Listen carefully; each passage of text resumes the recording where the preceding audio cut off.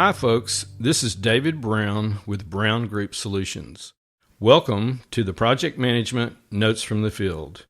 Today, I'll be talking with Rashid Kapadia about his new book entitled Necessary Bridges, which was written specifically for project managers and engineers, but would be useful to anyone interested in public speaking and storytelling. Please note that I have also included a full-length presentation by Rashid conducted earlier this year at the Hess Club in Houston, Texas. I'll include this link in the show notes below. Hi, Rashid. Would you like to kick off this discussion by describing a little bit about your background and why you decided to write this book about public speaking? Thank you, David. It's a pleasure to be on. David, my background is I was born and raised in India. And I was fortunate. I was always surrounded by books. I went to good schools, good colleges. And I remember a phase towards the end of my training when I was particularly fascinated by good writing, especially in magazines. I remember being more interested in the way the article was written rather than the politics. I've been a lifelong reader. And in India, when I grew up, David, there were not too many options in careers. We could either be engineers or doctors, so I became an engineer. That's how I went into the world of marine engineering. However, when I was young, my father was a very, very committed Rotarian, and he used to do a lot of good work. Sometimes we used to go to his meetings with him, and he was a mesmerizing speaker. So I believe I came to admire and appreciate public speaking from a very young age because of that. Also, through school and college, public speaking was something I did on and off. So that's my background for public speaking. I was involved in that world. Marine engineering is a very, very fascinating field, like all engineering. But primarily, David, I remember being fascinated by what human beings are capable of doing. And when you're on ships, it's 4 or 5 engineers and you have to keep everything going. So you have to be resourceful. And I did learn that there is always a way. I had a fairly successful career after coming to the top rank in the marine engineering world, which is a chief engineer.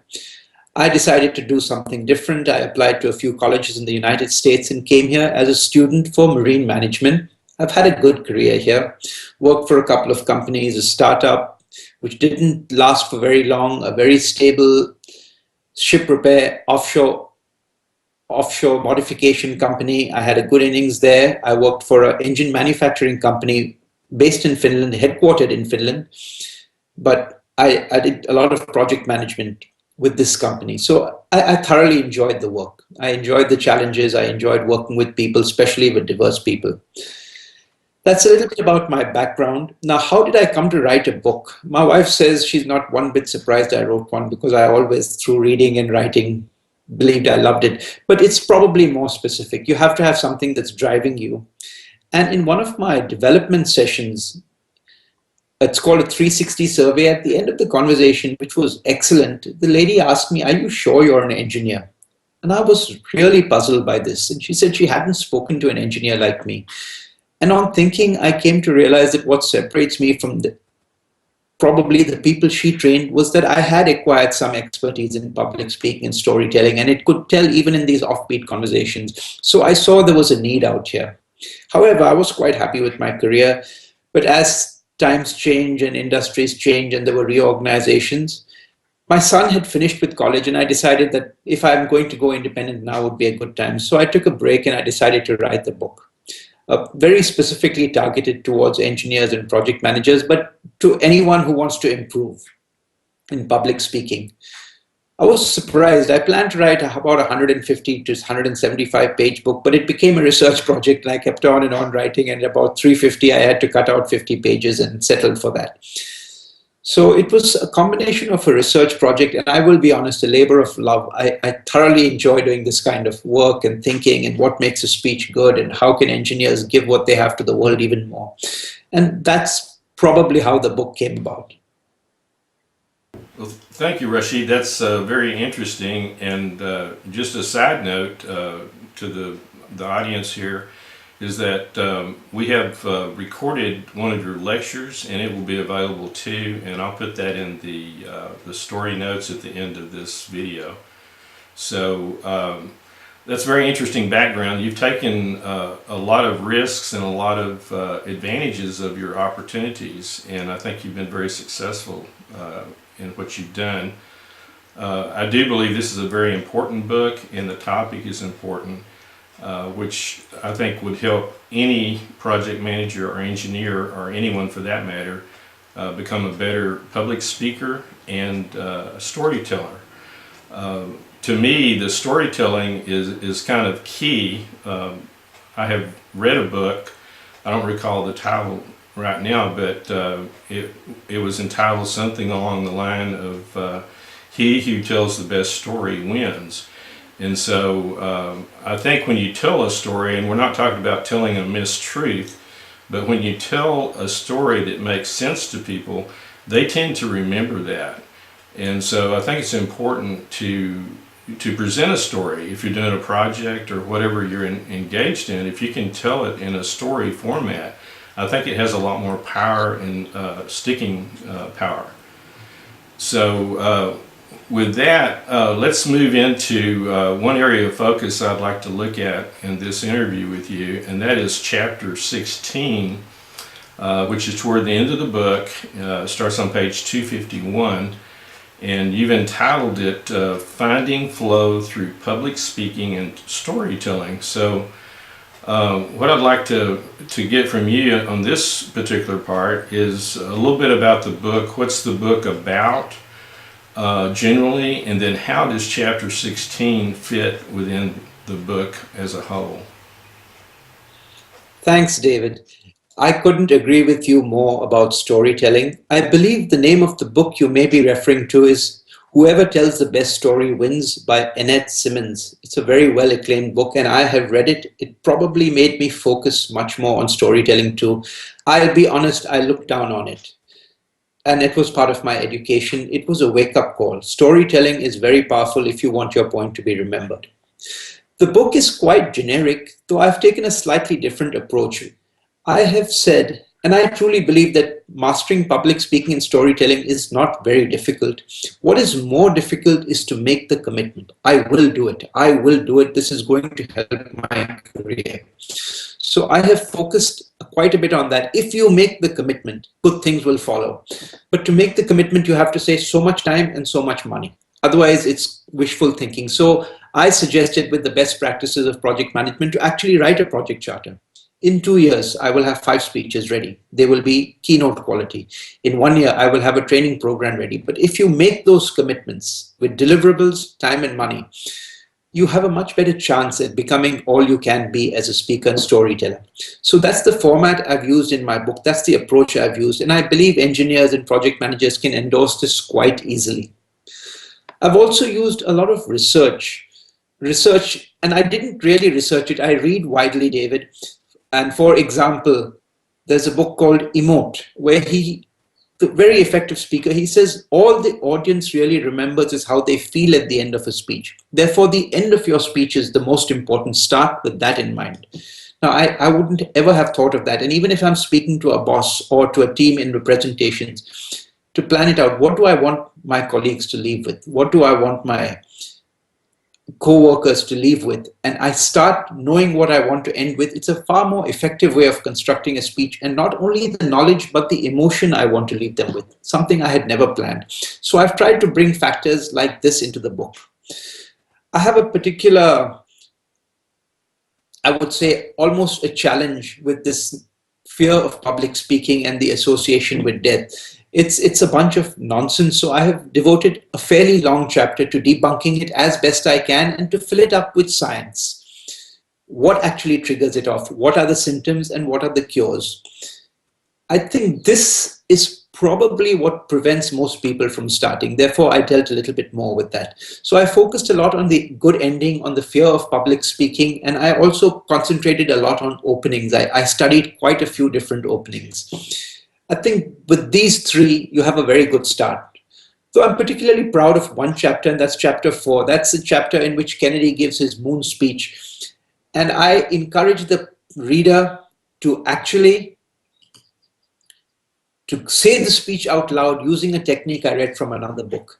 And once you start getting those feelings that I can do it, I think you jump on board much more and you come to sense that this oratory, speaking, connecting with people can be very powerful. And this is no part of our education at all. So, a mission of this book is to make engineers and project managers everywhere across the globe at least look into it. And if they find it useful, to go back to their colleges and say, folks, you'll need to start introducing this. It will help them in their careers. Finally, flow. Flow is something I've described it quite a bit in chapter 16. I ran into it from the books I've reading, but athletes and musicians have become expert at harnessing it.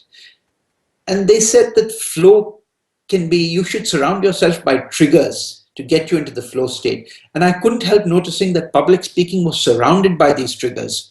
So that really caught my attention. And then the benefits of being able to be in that state was so obvious that it became a goal for me. Every time I speak, if I can go into the flow state, I will best serve my audience.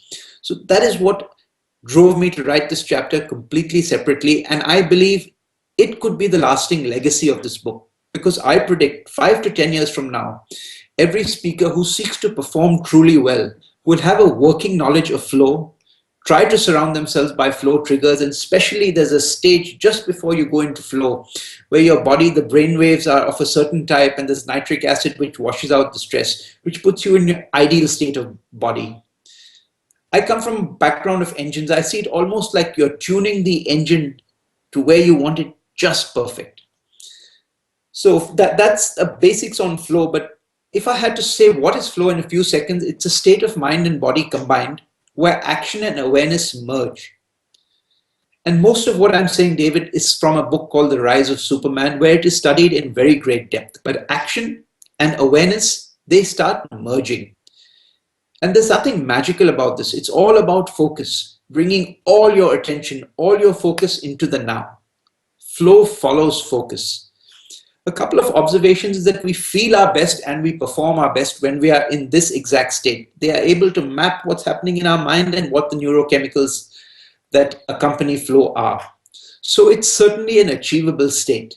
And that is what I'm trying passionately to communicate. And I believe engineers will take on to this much more than the general population. That's a basic introduction to flow, David. Okay, well, thank you for that explanation. I'd like to add a couple of thoughts to that. And, you know, of course, you and I both are PMPs. I've managed hundreds of complex IT projects. I'm sure you have your share under your belt. And we've been to a lot of, lessons and seminars, and we've read lots of books. And what you'll notice, or at least what I notice, is that so many of these books are focused in on techniques and kind of the nitty-gritty of the tactics of getting things done.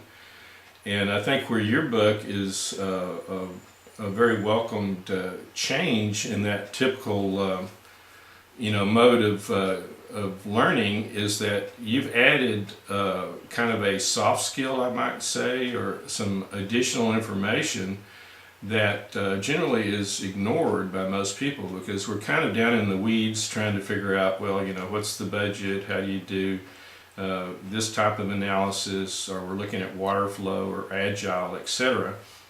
And so we get caught in the weeds, and in the meantime we forget how important it is to really interface with people, tell them the story of the project. Why is this project important? And what is the whole story of the project? And I think that's very powerful. A lot of this that you've written about reminds me of a guy by the name of Joseph Campbell, who studied and wrote a lot about mythology.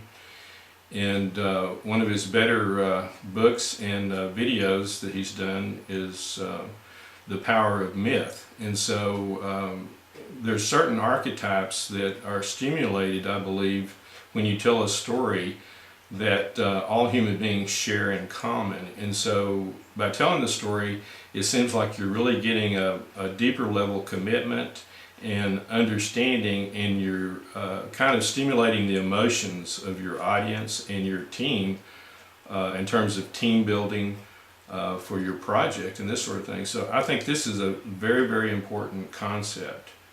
And so I'd like to run over a little bit of the flow one more time and kind of ask you point blank. I have in my mind what flow is, and I think I've experienced it. I'm not very good about generating the triggers to cause me to go into that flow state, but describe maybe again what is flow from like a personal point of view. What does it feel like? What are some examples, this sort of thing, and then also if you could look and give us some pointers on how somebody could master getting into the flow state. Certainly. Yes. Flow is characterized by a lack of awareness of time and self. And the way I understand it as an engineer is that amongst other things, both myself, my ego, amongst other things, it's a mental construct, and so is time. So when some mental resources are assigned to what's the time, what am I doing, then we are aware of self and time. But in the flow state, because our attention is so completely on the task, that all our attentional resources are directed to the task. And therefore, we are able to concentrate and do it much better. And there's no question about it. Flow feels very good. It's not the feeling of good like when you have a wonderful cup of coffee. It's the feeling of mastery. I've really become better at this. I have connected deeply with my audience. And when I was speaking, I had no idea whether I spoke for 5 minutes or 50 minutes. There was no sense of time. I was not one bit involved with my ego. I was in deep connection with others. So these are my experiences of flow. Very often a mild flow state is induced when you're running and you've come to a certain stage of tiredness. People say that, and that's what keeps them running again and again. And I'll mention this point again. Today they say the difference between athletes who win gold medals and those who don't is their ability to get into flow. Because at a technical and physical skill level, they are all extremely close to each other. So if they are able to put all their resources into the race and not to worry about the outcome and what will happen, they have a better chance of winning. To become better at it, I'll suggest my favorite thing, read and read a lot. There are a few good TED Talks. Mihai Csikszentmihalyi, he's considered to be the godfather of flow. And his TED Talk is an excellent primer. It's about 18-20 minutes. His book called Flow, The Optimal State of Being, I think, is a book I read and I truly loved it. He says it doesn't matter what your rank is. He talked about people like plumbers and gardeners who could just transform landscapes because whenever they worked, they were in flow. People always reached out to them, even though they didn't have rank in the organization. But the book I would most recommend is the one I spoke about. It's called The Rise of Superman by Stephen Kotler. And what got my attention was that he was dying of a disease. And basically they had given up on him. And some friends took him surfing. And they insisted on taking him. And this is in his own words. I heard this on a Google Talk and read it in his book. That he entered the state, which we now know as the flow state, and somehow that reset his immune system, which was not functioning. And he slowly recovered from what seemed impossible. That caught my attention. This has got real value. So I read the book again and again, and that's what I would recommend. Read these books. But briefly, he says there are flow triggers in 4 categories. One is external, which is when you're in a position of risk, your focus automatically goes on the task in hand. There's something called deep embodiment. When you're listening more with your mind, with your entire body, when you're balancing, when you're taking in a rich environment, when complexity is requiring you to focus, that's a trigger. So you have a higher chance of going into flow. Similarly, he says there are some internal triggers. For example, the challenges to skills ratio. If you're doing something you're good at, you won't pay attention to it. And if it's so far out of reach, you won't pay attention to it again. So it's to find a sweet spot where the challenges are 4 or 5% harder than your present skills. That requires you to focus. You're not sure of whether you'll succeed or not. You're seeking feedback. And all these will keep your attention fully on the task. And you'll get this chemical release of the 4 or 5 neurotransmitters which put us into the flow state. And then there are social. When you're in a social group, if you're aware, for example, we never say no. The aim is to always uplift the group. And a lot of these extreme athletes have hacked flow in a social environment. There are 10 triggers in flow for in the social environment. I think it's a marvelous opportunity for companies. And even the big companies like Microsoft and Patagonia, at least according to the book, are making flow a top priority, even a holy grail. Finally, creativity. When you are doing something that's creative, you lose all sense of self, all sense of time. And that is also a way of getting into flow. Okay, Rashid, thank you for that very detailed explanation. And of course, the viewer can get your book and get more detail and some more practical applications from that. Is there, before we close the interview here, is there anything else that you would like to tell the audience that we haven't covered? Sure. This is not really a plug, but as much as a mission. I have been deep in the world of engineering, and I know how much passion and joy it gives us, but it seems like our worlds are separated.